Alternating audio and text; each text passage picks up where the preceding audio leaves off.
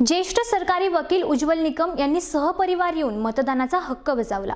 मतदानाला सुट्टीचा टस न देता लोकशाहीतील तो हक्क असल्याची जाणीव असावी असे प्रतिपादन ज्येष्ठ सरकारी वकील ॲडव्होकेट उज्ज्वल निकम यांनी केले आहे। मतदानाला आले असता ते ईबीएम न्यूज चॅनल प्रतिनिधींशी बोलत होते।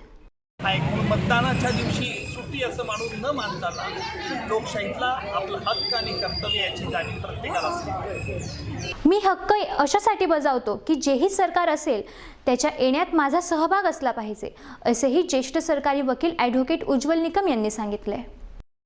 मी गेल्या अनेक वर्षापासून हा पवित्र हक्क बजावत आलो आहे आणि हा बजावतो एवढंच करता की येणारं कुठलंही सरकार असेल तर त्यात माझा हिस्सा असला पाहिजे, सहभाग असला पाहिजे। मतदान करणं हा पवित्र हक्क जसा आहे तशी आपली नैतिक जबाबदारी आहे आणि म्हणून आज मी कोणत्याही खटल्याला न जाताना मी माझा मतदानाचा हक्क बजावण्याकरता जळगाव येथे आलो आणि मी आनंदाने हा मतदानाचा हक्क बजावला।